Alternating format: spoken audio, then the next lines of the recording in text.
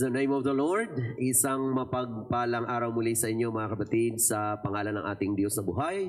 Tayo po ngayon ay muling narito sa araw ng pagsamba. Tayo po ay magsama-samang purihin at luwalhatiin natin ang ating Panginoong Hesus Kristo. Amen. Praise God. At sa mga sandaling ito, sa ating pagpapasimula, tayo po ay aawit sa ating Panginoon. Lord, I lift your name on high. Itaas natin ang pangalan ng ating Panginoon. Samantalang tayo po ay umaawit, praise God, sambahin natin ang kanyang banal na pangalan. Hallelujah, praise the name of the Lord.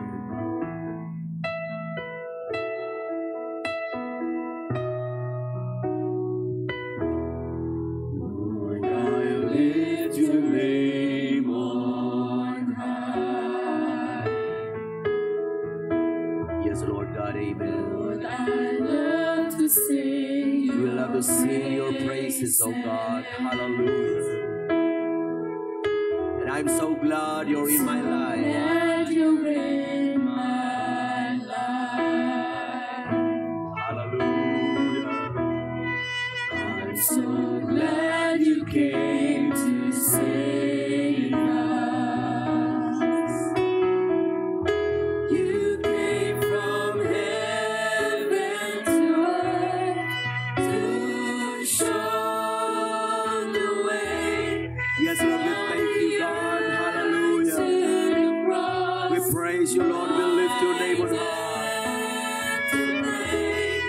From the cross to the grave, And from the grave to the sky. Yes. Lord, I we lift your lift your name on high. One more time. Hallelujah. Lord, I lift your name on high. Sambahin ang pangalan mo, Panginoon. Tinataas ka namin, Lord, sa umagang ito. Dinadakila ka namin. Hallelujah, hallelujah, hallelujah. I'm so glad you're in my life. I'm so glad you came to save us. You came from heaven to earth to show the way from the earth to the cross. I dare to pay from the cross to the grave, from the grave to the sky. Lord, I lift your name You came from heaven to You came from heaven to earth to show the way from the earth to the cross. I dare to pay from the cross to the grave, from the grave to the sky. Lord, I lift your name on high. You came from heaven to earth to show the way. Hallelujah, yes, Lord God. To the cross, I dare to pay from the cross to the grave, from the grave to the sky. Lord, I lift your name on high. Lord, I lift your name on Hallelujah, amen, hallelujah. We lift your name on high, oh God, hallelujah. I lift your name. Yes, oh Lord God. Praise God, praise God, praise God. Let's magnify the name of Jesus. Come on, let's give him praise. Let's honor him. Hallelujah, hallelujah, hallelujah. Blessed be the name of the Lord. Hallelujah. Amen, amen, amen. Hallelujah, tayo po ay manalangin sa Panginoon. Dakila at mapagpalang Diyos, sa umagang ito, muli po kaming lumalapit at dumudulog sa iyong harapan. Nagpapasalamat kami sa pagkakataon na kami patuloy na nabubuhay, may kalakasan, Panginoon, kalusugan na patuloy na nagagamit for your glory. Pagpalain mo ang bawat isa, Panginoon, sa gawain ito at dalangin namin na patnubayan at pangunahan mo kaming lahat. Samahan mo kami at katagpuin mo kami ng iyong Espiritu, ng iyong presensya at pagpalain mo kami ng iyong salita. Basbasan mo, Panginoon, ang pangangaral, ang paghahayag ng iyong salita at mangusap ka sa bawat isa sa amin, Panginoon, sa lahat ng mga kaibigan namin na nanunood, Panginoon, ikaw ang siyang patuloy pong kumilos at magpala at magligtas, Panginoon, sa bawat isa, sa bawat mananampalataya, Panginoon, dalangin namin ang iba yung kalakasang patuloy na yung ipagkakaloob at patuloy naming maalaala, Panginoon, ang mga bagay na nais mo sa amin pong mga buhay. Muli, O Diyos, binabalik namin sa iyo ang lahat ng papuri at pasasalamat sa pangalan ni Jesus. Lahat ay magsabing Amen. Muli nating palakpakan ang ating Diyos na buhay, mga kapatid. Praise God, praise God, praise God, praise God. Hallelujah, praise the name of the Lord. At tayo po ay dadako na sa salita ng Panginoon sa aklat po ng Romans chapter 1, verses 18 up to verse 22. Ganito ang sinasabi ng banal na kasulatan, "For the wrath of God is revealed from heaven against all ungodliness and unrighteousness of men who hold the truth in unrighteousness, because that which may be known of God is manifest in them, for God hath showed it unto them. For the invisible things of him from the creation of the world are clearly seen, being understood by the things that are made, even his eternal power and Godhead, so that they are without excuse.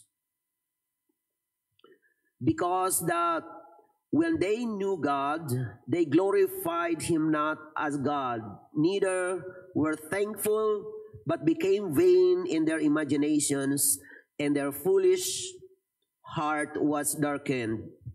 Verse 22, "Professing themselves to be wise, they became fools." Sa wikang Tagalog, sapagkat ang puot ng Diyos ay nakahayag mula sa langit laban sa lahat na kasamaan at kalikuan ng mga tao, na mga sinasawata ang katotohanan ng kalikuan, sapagkat ang nakikilala tungkol sa Diyos ay hayag sa kanila, sapagkat ito'y ipinahayag ng Diyos sa kanila. Sapagkat ang mga bagay niyang hindi nakikita buhat pa ng lalangin ang sanglibutan ay nakikitang maliwanag, sapagkat anto sa pamamagitan ng mga bagay na ginawa niya, maging ang walang hanggan niyang kapangyarihan at pagka-Diyos, upang sila'y walang madahilan. Sapagkat kahit kilala nila ang Diyos, siya'y hindi niluwalhati nilang tulad sa Diyos, ni pinasalamatan, kundi bagkos ni walang kabuluhan sa kanilang mga pagmamatuwid, at ang mangmang nilang puso ay pinagdilim. Ang mga nagmamarunong ay naging mga mangmang. Praise God. Pagpalain ng Panginoon ang kanyang banal na salita. Amen. At nais kong magdala ng mensahe sa umagang ito, excuses for not being saved. Excuses for not being saved. Mga kadahilanan ng hindi pagkaligtas. Amen. O ng mga taong hindi naligtas. And you may be seated.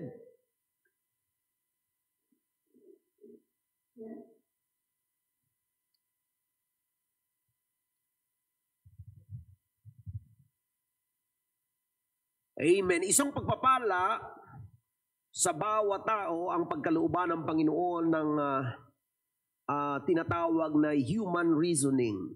Amen. It is a blessing. na tayo po ay binigyan ng Panginoon ng kaisipan, mga kapatid, na kung saan ay nagagamit natin sa mga bagay-bagay sa mundong ito. Amen.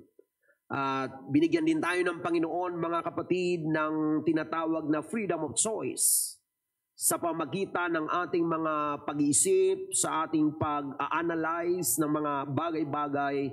Tayo po ay binigyan ng Panginoon ng kalayaang magpasya at magdesisyon sa mga bagay na dapat nating pagpasyahan. Mga kapatid, ang mga talata nating nabasa ay naghahayag ng katotohanan na ang Panginoon ay hindi inililihim, praise God, ang kanyang sarili sa mga tao. Amen. At ang wika ng banal na kasulatan, particularly mga kapatid, dito po sa Romans 1:20, sa binasa po natin, for the invisible things of Him from the creation of the world are clearly seen, being understood by the things that are made, even His eternal power and Godhead, so that they are without excuse. Upang ang mga tao ay walang maidahilan, mga kapatid. Ang mga bagay na nakikita buhat pa ng lalangin ang sanglibutan ay nakikitang maliwanag sapagkat tanto sa pamagitan ng mga bagay na ginawa niya, maging ang walang hanggan niyang kapangyarihan at pagka-Diyos, upang sila'y walang madahilan. Darating ang araw, mga kapatid, bagamat ang tao ay mayroon pong kalayaang magpasya at mag-analisa ng mga bagay-bagay sa buhay,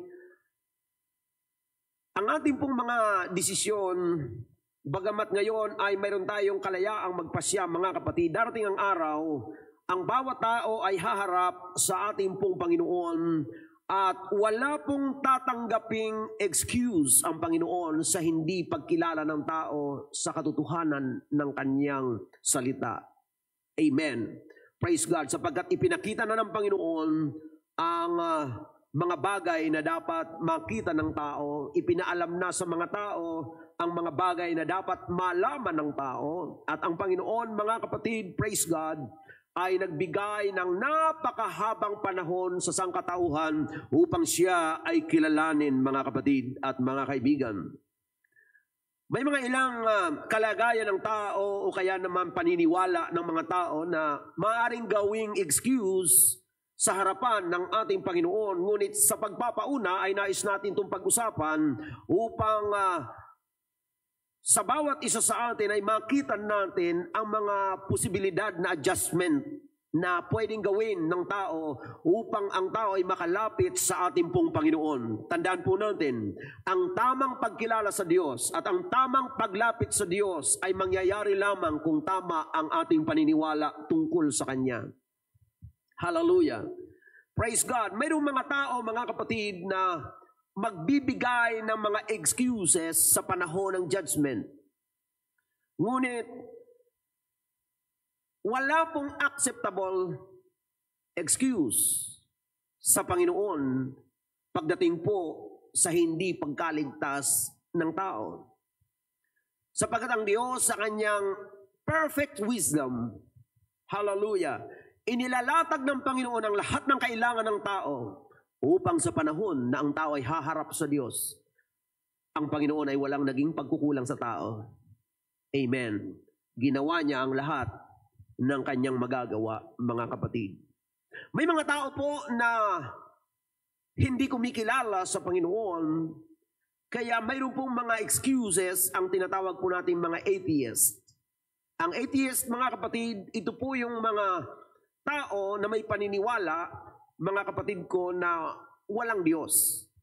They don't believe in the existence of God. At dahil dyan, mga kapatid, naniniwala tayo na kung ganyan ang pananaw ng isang tao, may sagot ang Diyos. Amen. At ang sagot ng Panginoon, mga kapatid, sa aklat ng Psalms chapter 14 verse 1, kung ang tao ay nagsasabing walang Diyos, ano ang sinasabi ng Diyos tungkol sa Kanya? Ganito ang sinasabi ng Biblia, mga kapatid, the fool hath said in his heart, there is no God. And they are corrupt, They have done abominable works. There is none that doeth good. Ang mangmang ay nagsabi sa kanyang puso, walang Diyos. So kapag ang tao, ito ang paniniwala na walang Diyos, mga kapatid, ang salita ng Diyos ay nagsasabi na ang mangmang ay nagsasabi sa kanyang puso, walang Diyos. At ang ganitong mga tao, mga kapatid, ang sabi ng Biblia, sila'y nangapapahamak, sila'y nagsigawa ng kasuklam-suklam na mga gawa, walang gumagawa ng mabuti. Kapag ang tao ay naniwala na walang Diyos, mga kapatid, wala na siyang responsibility, mga kapatid ko, sa may lalang sa kanya. Wala na siyang kikilalaning panuntunan, mga kapatid, sapagkat wala kang Diyos. Wala siyang kikilalaning banal na mga salita ng Panginoon. At yan ang tinatawag natin, mga kapatid, na paniniwala ng mga atheists. They don't believe in God. They don't believe in the existence of God. Hindi sila naniniwala na ang Diyos ay nag-i-exist. Para sa kanila, ang Diyos ay sabi-sabi na lang, kasabihan na lang, mga kapatid, o kaya katang isip na lang.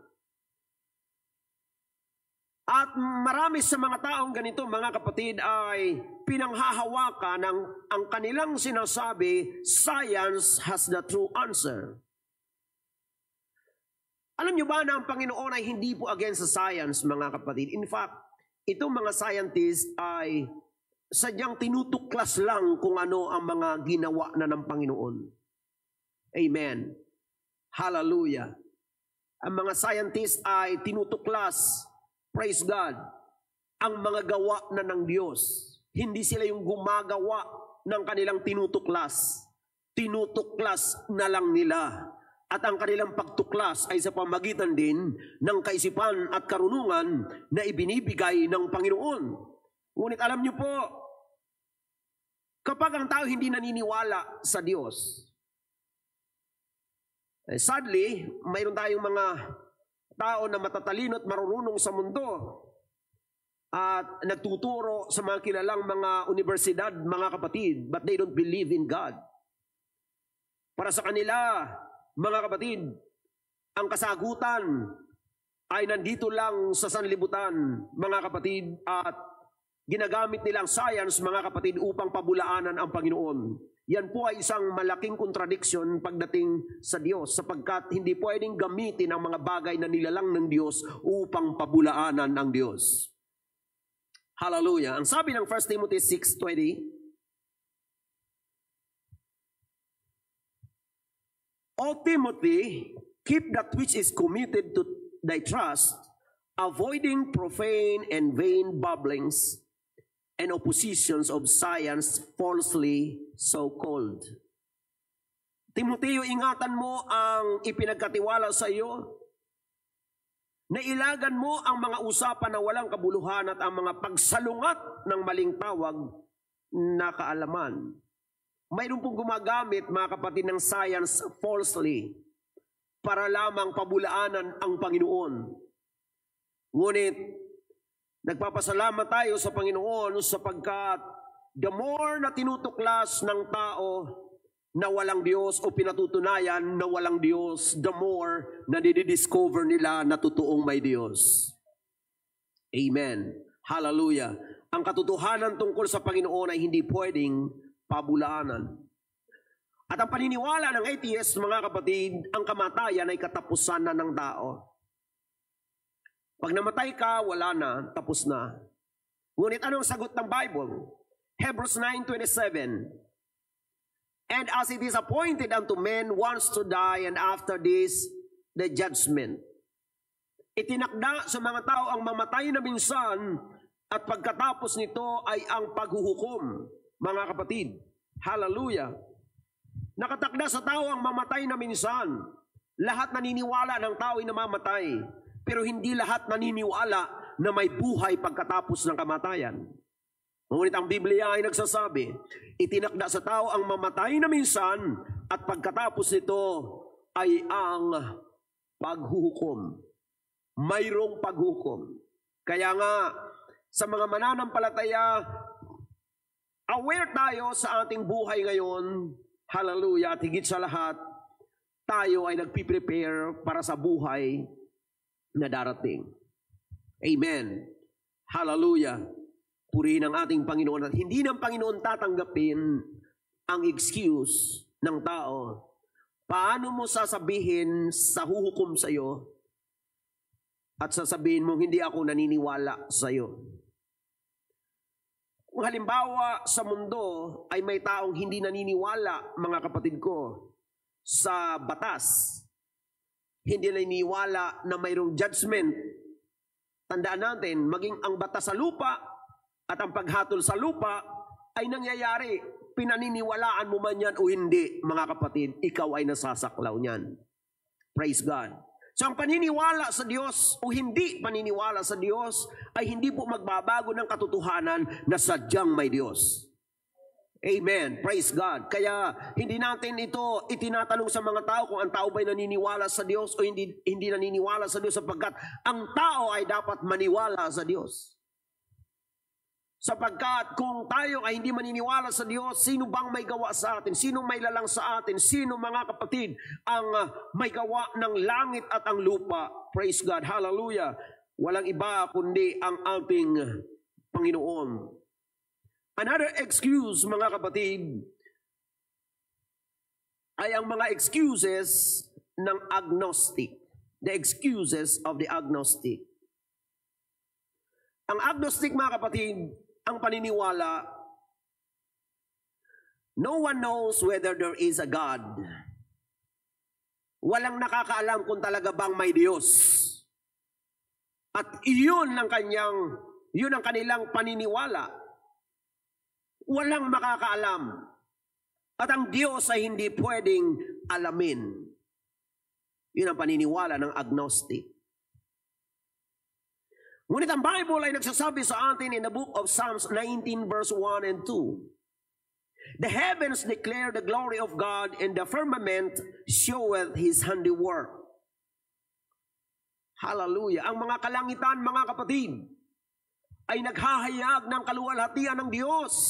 At ang kalawakan ay naghahayag, mga kapatid, ng kanyang gawa. Day unto day uttereth speech, and night unto night showeth knowledge. Mga kapatid, araw at gabi, praise God, ay pinapahayag ang kabutihan, praise God, at gawa ng ating Panginoon. Hallelujah. Ipinapaalam ito ng ating Diyos na buhay. At isa pang paniniwala at excuse ng agnostic, mga kapatid, no one can know whether the Bible is true. Wala na nakakaalam kung totoo ba ang Biblia. Totoo ba ang salita ng Diyos. Pero ang sabi ng Psalms 119 verse 89, forever, O Lord, thy word is settled in heaven. Magpakailanman, O Panginoon, ang iyong salita ay natatag sa langit. Hallelujah. Ang natatag sa langit ay hindi pwedeng pabulaanan sa lupa.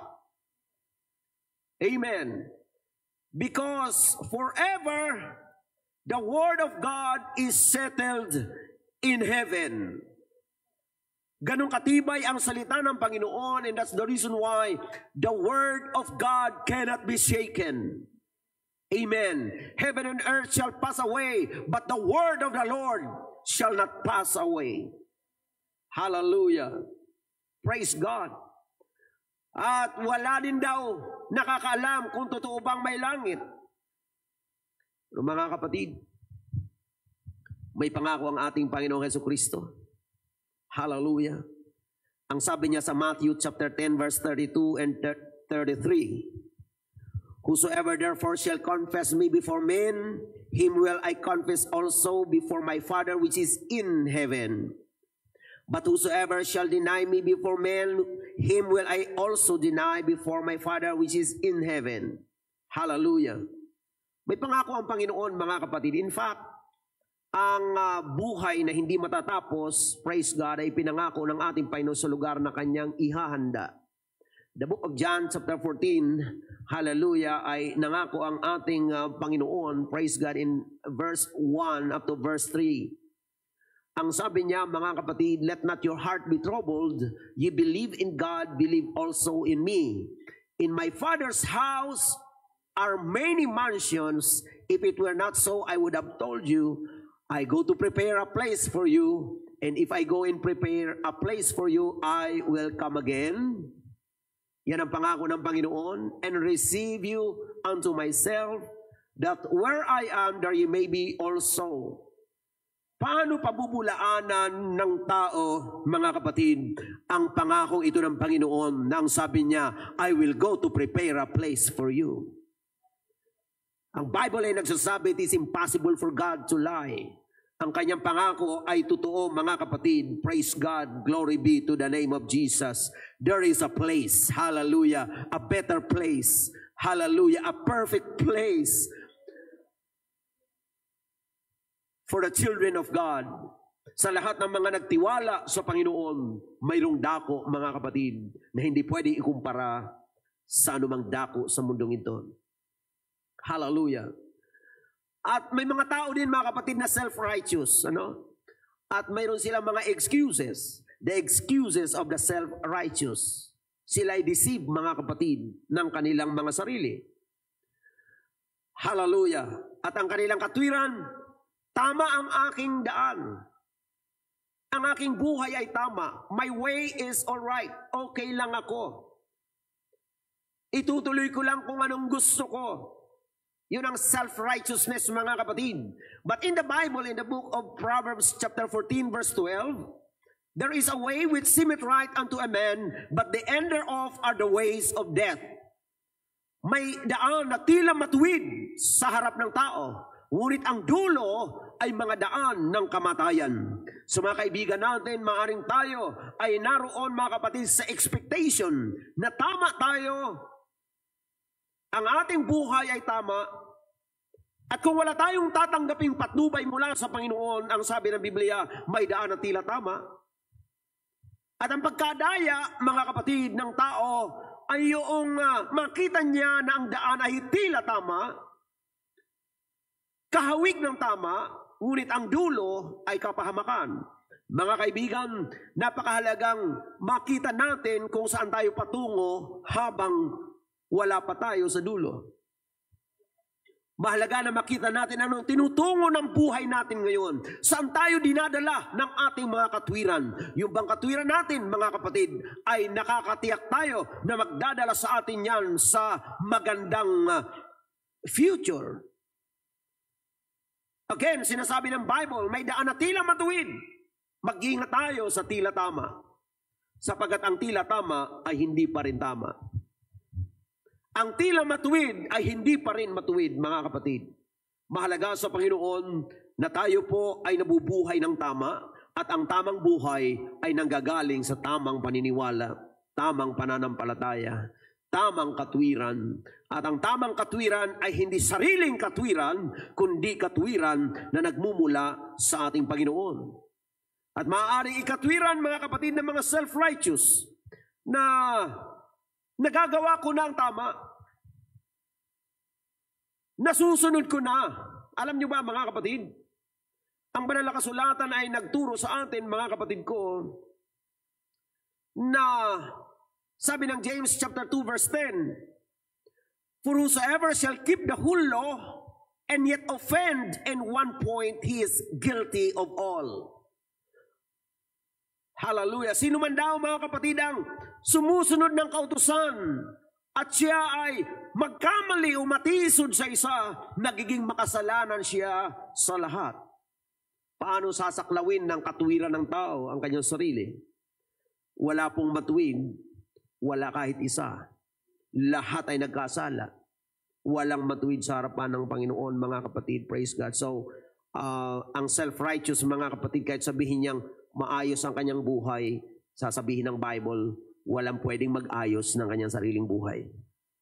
Amen. O kaya naman sabihin ng isang tao, ng self-righteous, I am a church member or I am a religious person. Yung bang pagiging relihiyoso ay acceptable sa Panginoon upang gawing excuse sa panahon ng judgment. Tandaan natin mga kapatid, hindi relihiyon ang magliligtas sa atin. Ang magliligtas sa atin ay ang Panginoong Hesukristo. In John chapter 3 verse 3, ang sabi mga kapatid ng Biblia, Jesus answered and said unto him, Verily, verily I say unto thee, except a man be born again, he cannot see the kingdom of God. This is not religion. Amen. Ito ay bagay na nais ang Panginoon na maranasan ng bawat tao, mga kapatid. Hallelujah. Maliban ang tao'y ipanganak na muli, hindi siya makakakita ng kaharian ng Diyos. Hallelujah. Purihin ang Panginoon. Ang Panginoon Jesucristo ang tanging tagapagligtas at walang maliligtas kung hindi sa pamamagitan ng kanyang kaparaanan. At ang sabi niya, you must be born again. Born again experience, hallelujah, is the new birth, hallelujah, being required by Jesus Christ in order for us to enter into the kingdom of heaven. Maliban ang tao'y ipanganak na muli, ang ibig sabihin, there is no other way. Hindi ito naunawaan ni Nicodemus, mga kapatid, pagdating sa verse 4 ng John chapter 3 verse 4, ang Panginoon ay tinanong ni Nicodemus, mga kapatid, how can a man be born when he is old? Paano siya papasok, pabasya sa kanyang sa tiyan ng kanyang ina upang muling isilang? Ang Panginoon ay nilinaw yan, mga kapatid, sa John chapter 3 verse 5. Jesus answered, Verily, verily, I say unto thee, except a man be born of water and of the Spirit, he cannot enter into the kingdom of God. Amen. Being born again is not optional. Amen. Kung mababasa natin yung verse 7, mga kapatid ko, sinabi ng Panginoon, marvel not that I said unto thee, ye must be born again. Hindi po ito optional, it is a must. Sa mga tao na nais makapasok sa kingdom of God, ito po ay kailangan. Amen. Praise God. And then may mga tao, mga kapatid, na hindi kumikilala sa kanilang mga pagkakasala. The excuses of the unconvicted. Mga tao na hindi nila tanggap na sila ay makasalanan. Sabi ng Romans chapter 3 verse 23, ganito ang sabi ng Bible, for all have sinned and come short of the glory of God. Lahat ay nagkasala. Lahat tayo, mula sa inyong lingkod na ito at maging sa bawat isa na nakikinig ngayon, ang sabi ng Biblia, lahat ay nagkasala. At kung ang lahat ay nagkasala, mga kapatid, totoong walang karapat-dapat sa Panginoon. Kaya mahalaga na ang tao ay kumikilala, mga kapatid, sa kanyang totoong kalagayan. Hanggat hindi natin nakikita ang ating problema, hindi natin makikita ang solution. Amen. Kasi wala namang tao, mga kapatid, na tumatanggap ng solution na hindi kinikilala ang problema. Sapagkat ang solution ay hindi importante sa mga taong hindi alam kung saan ito ilalapat, mga kapatid ko. At sinasabi ng mga unconvicted, hindi na sila kailangang manampalataya. Pero sa Bible, mga kapatid, ang sabi ng John chapter 3 verse 18, sa mga hindi sumasampalataya, he that believeth not on him is not condemned. Yung mga sumasampalataya sa kanya ay hindi hinatulan, mga kapatid. But he that believeth not is condemned already. Sa mga hindi sumasampalataya sa kanya ay hinatulan na because he hath not believed in the name of the only begotten Son of God. Sapagkat hindi siya sumasampalataya sa pangalan, sa tanging bugtong na anak ng Diyos. Kaya ang sumasampalataya, walang condemnation. Pero sa mga hindi sumasampalataya, ang sabi ng Bible, condemned already. Yun po ay hinatulan na. Praise God. Purihin po ang ating Panginoon. At may mga nagsasabi na kapag hindi mo alam, ligtas ka kasi hindi mo nga alam kung ano yung kasalanan. Mayroon pong kasabihan, ignorance of the law excuses no one. Amen. Hindi mo alam, wala ka ng pananagutan. Amen. Ang mga tao nakakalabag, whether sinasadya niya o hindi niya sinasadya, mga kapatid, nalabag niya yon. O kaya, dito dahil sa hindi alam ng tao, minsan dahil po mga kapatid sa tinatawag nating spiritual ignorance, ay iniisip nila na kabaligtaran naman mga kapatid, iniisip nila na ang kanilang kasalanan ay hindi na talaga mapapatawad. Yan po ay mga bagay na hindi balanse. May mga tao na self-righteous, na tumatayo na parang walang kasalanan. May mga tao naman na nagsasabing sobra na yung kasalanan ko, wala na akong pag-asa. Pero mga kapatid, ang sabi ng Bible in Isaiah 1:18, come now and let us reason together, saith the Lord. Though your sins be as scarlet, they shall be as white as snow. Though they be red like crimson, they shall be as wool. Hallelujah.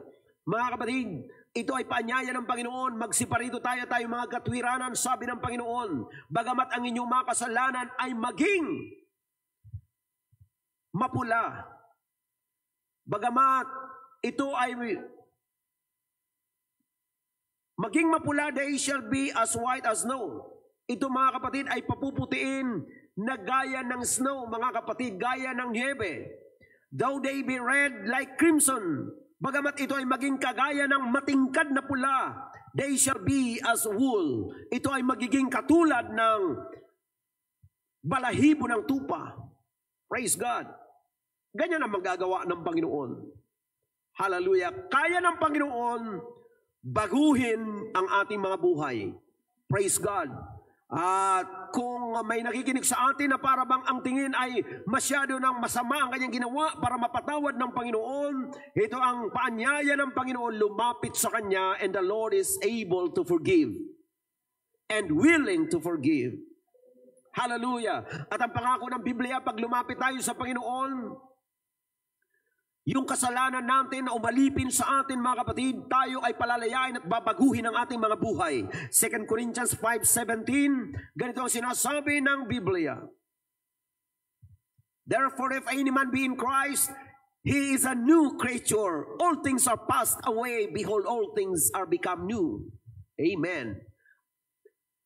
Kaya nga raw, sino mang na kay Kristo, siya ay bago ng nilalang. Ang mga dating bagay ay nagsilipas na. Narito, ang lahat ay naging mga bago. Dito nakikita natin, mga kapatid, ang kakayanan ng Diyos. Na kahit yung mga tao hinatulan na ng kanilang kapwa, mga kapatid ko, ay kaya pa rin baguhin ng Diyos. Mga tao na hindi na matanggap, mga kapatid ko, ng kanilang kapwa, ngunit kapag ang tao ay lumapit sa Diyos, hallelujah, ang tao ay kayang baguhin ng ating Panginoon. Walang makapagsasabi, mga kapatid. Hallelujah, marami na po tayong narinig na patutuo na mga tao na talagang namuhay ng malayo sa Panginoon, nakagawa ng mga maraming mga mali sa buhay, ngunit nung lumapit sa Panginoon, lahat ay itinama ng Diyos. Sapagkat kung tayo lalapit sa Panginoon, nagpapakumbaba, pinagsisisihan, mga kapatid, ang ating pong mga pagkakasala, hallelujah, mga kapatid, ang Panginoon ay handang magpatawad. Hallelujah. Mayroon namang katwiran, mga kapatid, hallelujah, dahil sa kakulangan ng kaalaman o kawalan ng kaalaman sa katotohanan, ay sinasabing ang buhay Kristiyano ay napakahirap. Christian life is too hard. Ilan ang mga nag-iisip ng ganyan na kahit ang mga mananampalataya marahil iniisip, napakahirap talaga ang buhay Kristiyano. Alam nyo, kapag ganyan ang isip nyo, hindi nyo ma-enjoy ang buhay nyo bilang Kristiyano. Kung inaasahan o kaya iniisip ng tao na napakahirap sumunod sa tama, nais kong sabihin sa inyo na mas mahirap mabuhay sa mali. Amen. Kaya may mga taong sinusukuan yung tama eh. Bakit? Sapagkat mahirap daw. May mga tao na ayaw ng rules sa buhay. Gusto kong anong maisip, yun na lang mga kapatid. Pero alam nyo ba, na ang sabi ng Biblia ay ganito, Proverbs 13 verse 15, good understanding giveth favor, but the way of the transgressors is hard. Not the way of Christianity, not the way of believers, but the way of transgressors is hard. Ito ang malinaw na sinasabi ng Biblia, mahirap ang daan ng makasalanan.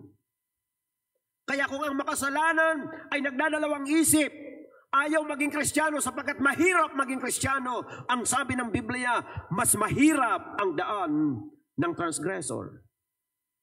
It is hard.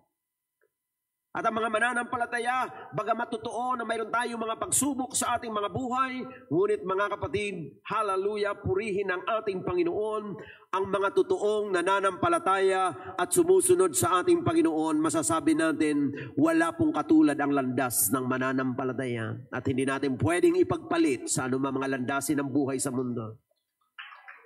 Kung sinabi ng Panginoon, I am the way, the truth, and the life. Hallelujah! Masarap sumunod sa ating pong Panginoon.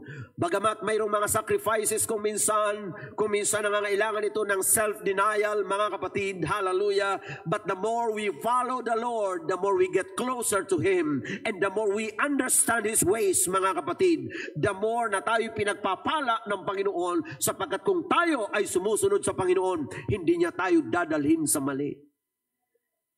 Hallelujah! Kaya sa mga mananampalataya, maaaring kayo ay matagal nang naglilingkod sa Panginoon, ituloy natin kung anong napasimbula nating tama sa Diyos. Kung anong inumpisahan natin sa Panginoon, mga kapatid, ituloy natin sapagkat yan ang nais ng ating Panginoon. Hallelujah! Praise the name of Jesus. The way of transgressors is hard. Kaya pag naiisip na ng tao na pipiliin na lang ang pagsuway, ang sabi ng Panginoon, mahirap yan. Amen? Nagkakaroon ba ng opsyon ng mananampalataya minsan na baka nagsawa na sa kasusunod eh. At inaalok ng dyablo, mga kapatid, sumuway ka naman kahit minsan lang. Please be reminded, according to the Word of God, that the way of transgressors is hard. Amen. Marami nang sumubok niyan, mga kapatid. At sa totoo lang, lalo lang nahirapan. Kaya kung iniisip natin na mahirap ang buhay Kristiyano, mas mahirap ang wala kay Kristo. Sa paglilingkod sa Diyos, bagamat sa mundo, totoong may pagsubok pa, ngunit mayroon ka ng kapayapaan na enjoy mo na yan. Amen. Mayroon ka ng kagalakan sa puso mo. Mayroon ka ng kalayaan, mga kapatid, sa kasalanan. Nabubuhay ka na mayroong pag-asa sa iyong tinutungo. Huwag mong ipagpalit yan. Hallelujah. Praise God. Sapagkat ang landas ng makasalanan ay sadyang mas mahirap. Naranasan na natin yan nung tayo ay wala pa sa Panginoon. At kung ikukumpara natin ang buhay ng mananampalataya at hindi mananampalataya, sadyang hindi natin pipiliin, mga kapatid, na mamuhay ng malayo pa sa Panginoon. Amen. Purihin ang Panginoon. At yung katwiran, mga kapatid, na hindi ko alam, hindi ko kilala ang Diyos, at hindi ko alam ang gospel. Ito ba ay acceptable sa Diyos? Ito bang excuse na ito? Halimbawa, haharap sa Panginoon, sasabihin, Panginoon, hindi kita kilala at hindi ko alam ang gospel.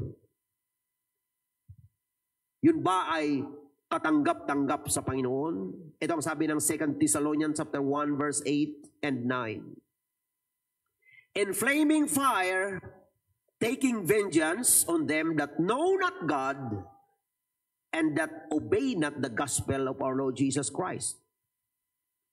Verse 9, who shall be punished with everlasting destruction from the presence of the Lord and from the glory of His power. In flaming fire, taking vengeance, mga kapatid. Sa nag-aalab, mga kapatid ko, maghihiganti sa hindi nagsisikilala sa Diyos at sa kanila na hindi nagsitalima sa Ebanghelyo. Dalawang bagay. Hallelujah. Ang Panginoon ay maghihiganti to them that know not God and obey not the gospel. Sa mga hindi kumilala sa Diyos at hindi tumalima sa Ebanghelyo. Kaya nga, ang pagtalima sa Ebanghelyo ay namumunga ng salvation. Hallelujah. Purihin ang ating Panginoon. At mayroong isang mapanganib, mga kapatid, na kalagayan. Darating ang araw, magbibigay ng mga excuses ang mga taong procrastinators. Pag sinabi mong procrastinator, ito yung mga taong naniniwala naman, tanggap naman yung katotohanan, kaya lang, pagdating doon sa desisyon, ang iniisip ay sa ibang panahon na lang. Tama yan, pastor. Tama yung sinasabi mo, pero hahanapin ko ang Panginoon sa tamang panahon. So iniisip nila na hindi pa ito yung tamang panahon. Kaya nagpo-procrastinate. Ibig sabihin, nagpapaliban. Gaano ba ka panganib o gaano ba ka mapanganib ang pagpapaliban? Sa aklat ng Proverbs 27 verse 1, boast not thyself of tomorrow, for thou knowest not what a day may bring forth. Huwag mong ipagmalaki ang bukas, sapagkat hindi mo nalalaman kung ano ang ilalabas ng bukas. Maaring ngayon, sinasabi natin, huwag muna ngayon. Huwag muna ngayon lumapit sa Diyos. Huwag muna magsisi. Huwag muna tumalikod sa kasalanan. Huwag muna sa kanalang. Gaano ka nakakatiyak na ang bukas ay laging sayo? Sabi ng Bible, boast not thyself of tomorrow, because you know not what a day may bring forth. Hindi mo alam kung ano mangyayari bukas. Hallelujah. At kung iniisip ng tao na marami pang panahon, halimbawa tayong mga mananampalataya sa salita ng Diyos, naniniwala tayo ng Panginoon ay muling babalik at tayo ay nangangaral ng paghahanda, mga kapatid. Napakahalaga ang ating paghahanda at ang paghahanda ay nangangailangan ng panahon. At kung kailan dapat ang tamang panahon ng paghahanda, mga kapatid, hallelujah, yan po ay dapat mabigyan natin ng panahon habang tayo ay nandito pa, praise God, sa panahon natin. Sa Bible, mayroong 10 virgins. They were waiting for the coming of the groom. Sa Matthew 25, amen, ang Bible ay nagtuturo ng ang 5 sa kanila ay wise, but the other 5 were foolish. Bakit wise, mga kapatid? Ang sabi ng Bible ay ganito. Hallelujah. Sila ay, sa verse 10, makita natin dito kung anong kanilang kalagayan. And while they went to buy, the bridegroom came, and they that were ready went in with him to the marriage, and the door was shut. Nung pagdating kasi nito, mga kapatid, na bridegroom, yung 5, saka pa lang nila naisip na hindi pala sila handa. Remember, they were waiting. Amen, kasama ng wise. Pero nung dumating na, kulang pala yung kanilang preparasyon. At doon lang sila, mga kapatid, nagsikap, nanghingi doon sa mga handa na, pero hindi pwedeng ibigay ang preparasyon. Hindi mo pwedeng ibigay ang preparation mo sa iba. Amen.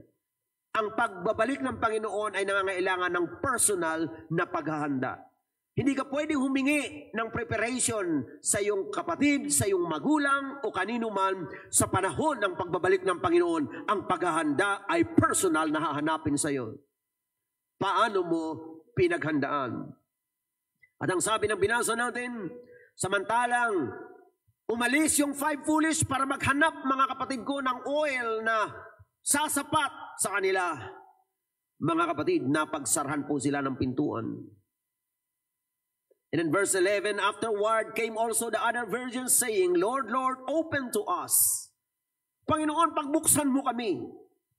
In verse 12, but he answered and said, verily I say unto you, I know you not. Hindi ko kayo nakikilala.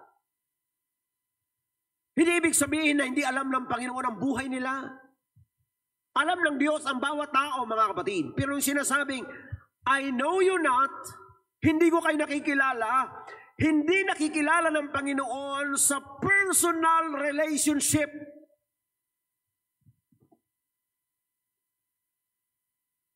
Ang pagkakilala na sinasabi dito ng Panginoon ay ang magkaroon tayo ng personal na ugnayan sa ating Diyos. Haharap tayo sa Panginoon, mga kapatid, at sa pagharap natin sa Panginoon, napakahalaga na tayo po ay mayroon pong naunang magandang ugnayan at relasyon sa Panginoon upang sabihin ng Panginoon, kilala ko to. Amen. Hallelujah. Kilala tayo ng Diyos, alam ng Panginoon ang ating mga buhay, praise God, at lalo't higit sa ating personal na pakikipag-ugnayan sa Panginoon. Ang paalala ng Biblia, Isaiah 55 verse 6, seek ye the Lord while he may be found, call ye upon him while he is near. Hanapin mo ang Panginoon samantalang siya'y masusumpungan. Tumawag ka sa Kanya samantalang siya'y malapit. Mga kapatid,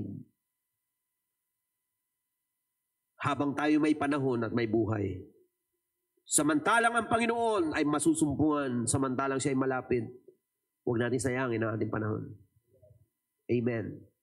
Ang mga paalalang katulad nito ay halos paulit-ulit nating napapakinggan na bago man lang tayo umalis sa mundong ito, bago man lang tayo humarap sa final judgment ng ating Panginoon, ay magkaroon tayo, mga kapatid, ng paghahanda. Ang pangangaral ng salita ng Diyos ay tulong sa atin, gabay sa atin, upang sa buhay na ito, mga kapatid, ay makapaglaan tayo, praise God, ng paghahanda upang sa ating pagharap sa Panginoon ay hindi tayo mapapahiya, kundi ikararangal natin, hallelujah, na makasama natin ang ating Panginoon. Ang buhay natin sa mundo ay isang preparasyon para sa buhay na darating. Huwag natin baliwalain. Salamat sa Diyos sa bawat araw na tayo nagigising. Sa bawat araw na may buhay at may lakas tayo. Mga kapatid, nawa ang Panginoon ang patuloy na paghariin natin sa ating mga puso at kaisipan, sa ating mga kaluluwa. Mabuhay tayo ayon sa kalooban ng Panginoon, hindi sa buhay ng pagsuway, kundi sa buhay ng pagtalima sa kalooban ng Panginoon. Mga kaibigan at mga kapatid, lalapit po tayo sa Diyos. Hallelujah. At sa mga sandaling ito, nais ko pong anyayahan ng bawat isa, ilapit natin ang ating mga sarili sa ating Panginoon. Lahat po tayo ay magbibigay sulit sa Diyos. Every one of us shall give account of himself to God. Amen. Hallelujah. At sa pagharap natin sa Panginoon, there will be no acceptable excuse. Walang tatanggaping dahilan ng Panginoon bakit hindi tayo naligtas. Ginawa ng Panginoon ang lahat. He came on earth. He gave His life. He suffered and He died on the cross. Hallelujah. He paid the penalty of sin. Ang nire-require lang ng Panginoon sa atin, repent. Magsisi tayo. Be baptized in the name of Jesus Christ for the remission of your sins. And receive the Holy Ghost. Hallelujah. At pag natanggap natin yan, magpapasimula tayo ng isang magandang simulain sa buhay. Amen. At kapag tinuloy-tuloy natin ito, matatapos ito sa isang napakagandang transition from temporal to eternal. Magbulay tayo sa Panginoon, mga kapatid. Hallelujah. Lalapit tayo sa Panginoon. Tandaan natin ang buhay sa mundo ay minsan lang. Ano bang mayroon ka sa mundo? Lahat lumilipas. Ang pinakamahalagang nasa atin ngayon ay ang ating kaluluwa. Anong pakikinabangin natin if he gained the whole world and lost his own soul? Hallelujah. What is a man profited if he shall gain the whole world and lost his own soul? Wala tayong pwedeng ipalit sa ating kaluluwa. The greatest treasure we have is our soul. Ang buhay sa mundo ay minsan lamang.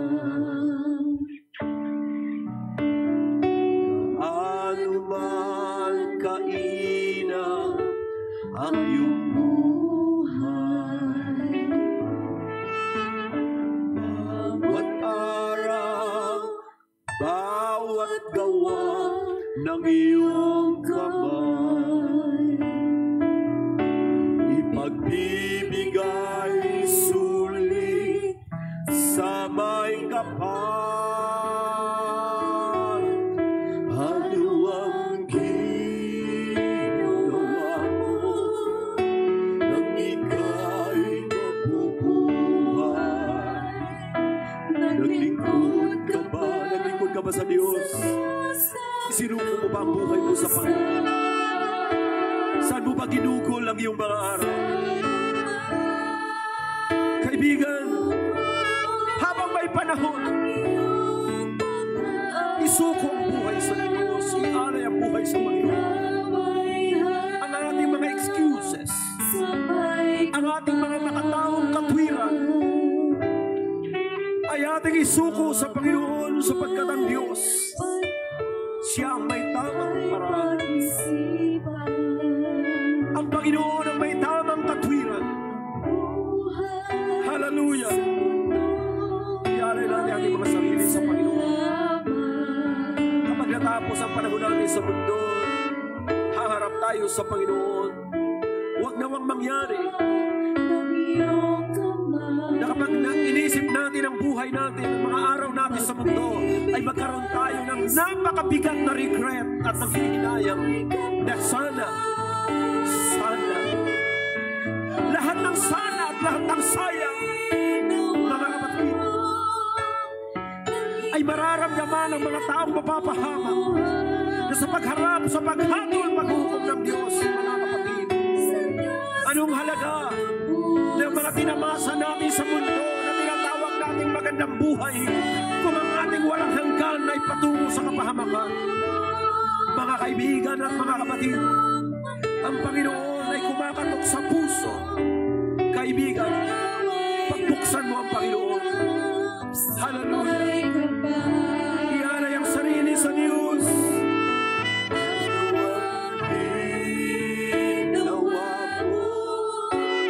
Nang ika'y nabubuhay, saan mo ginugol ang buhay mo? Saan mo ginamit ang lakas mo? Saan mo ginamit ang talino mo? Saan mo ginugol ang iyong mga araw?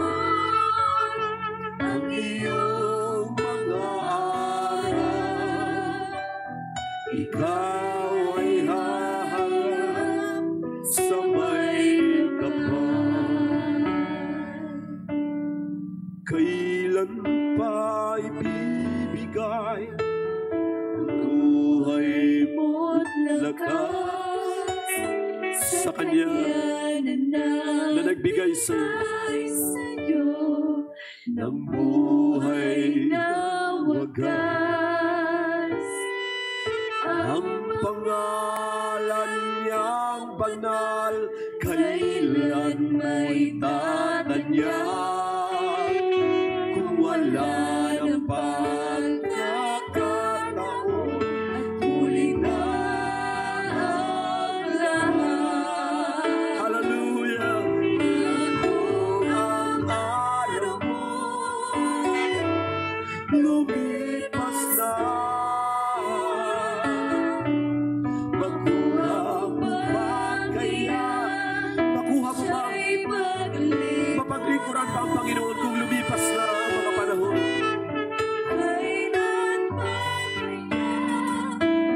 Hallelujah! Now is the day. Now is the time. Now is the day of salvation. Kung hindi ngayon, kailan pa? Hallelujah. Praise the name of the Lord. Darating po ang araw, lahat tayo ay haharap sa Panginoon.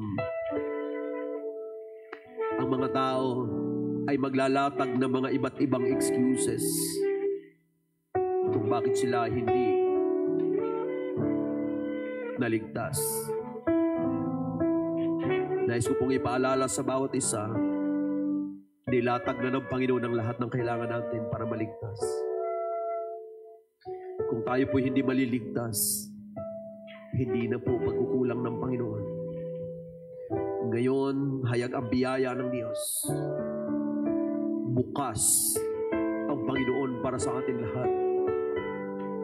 Maging sa mga namumuhay pa sa kasalanan, ang biyaya ng Panginoon ay bukas pa. Nawa, huwag abutan ng pagsasara ng biyaya ang mga nais lumapit sa Panginoon. Now is the day. Now is the time. Hallelujah. Praise God. Ang ating desisyon na manampalataya, tanggapin si Kristo, ang kanyang kaparaanan ng pagliligtas, kapanganakan muli, ang ating pagtalima sa Ebanghelyo, kailanman ay hindi natin pagsisisihan. Ngunit kung tayo ay magpapaliban, maaaring mayroon tayong intention na ganapin ang kalooban ng Panginoon, ngunit sadyang pinalilipas natin ang panahon. Kapatid, anong panahon ang maghihintay sa atin kung sadyang pinalipas natin ang magandang pagkakataon? Now is the time. Mga mananampalataya, kung mayroon mang panahon na tayo ay dapat maglingkod sa Diyos ng tapat, now is the time. Amen. Hallelujah. Purihin ang ating Panginoon. Praise God. Minsan pa natin purihin ang Diyos sa buhay. Nakilain natin ang Panginoon. Hallelujah. Praise the name of the Lord. Praise the name of the Lord. Hallelujah. Praise God. Praise God. Tayo po ay manalangin sa Diyos na buhay. Panginoon, maraming salamat po sa mga katotohanan ng iyong salita. Maraming salamat po sa mga paalaala mo sa amin na sa pamamagitan ng iyong salita ay nagiging malinaw sa amin na wala po kaming excuse na magiging acceptable kung tatanggihan namin ang mga alok mo sa amin. Salamat, Panginoon, sa iyong mga paalaala. Nawa ito ay magbigay sa amin lahat ng isang magandang opportunity upang gawin namin ang iyong kalooban habang may pagkakataon. Maraming salamat, Panginoon. Salamat na ang mga pananampalataya at paniniwala namin ay binibigyan mo kami ng isang matibay na basihan mula sa iyong mga salita. Salamat, Panginoon, sapagkat ipinaunawa mo sa amin na walang makataong katwiran ang papasa pagdating sa paghukom. Ikaw, Panginoon, ang tama. Amen. At hahatulan mo ang mga tao ayon sa katotohanan, ayon sa katwiran, hindi ayon sa aming katwiran. Panginoon, pinupuri ka namin. Salamat sa iyong mga salita. Pagpalain mo ang bawat isa, nawa ang mga salita na aming napakinggan ay maging patnubay sa aming mga buhay. Minsan pa namin binabalik sa iyo ang lahat ng papuri at pagsamba. In Jesus' name we pray. Amen and amen. Purihin natin ang Diyos, mga kapatid. Hallelujah. Purihin ang ating Panginoon. Blessed be the name of Jesus. Hallelujah. Glory to God. Glory to God. At minsan pa, mga kaibigan at mga kapatid, maraming salamat po sa panahon na inyong ibinigay sa gawain ito. Salamat sa panahon na iyong ginugol. Praise God sa pakikinig. Pagpalain po tayong lahat ng ating Panginoon. Thank you very much and God bless us all.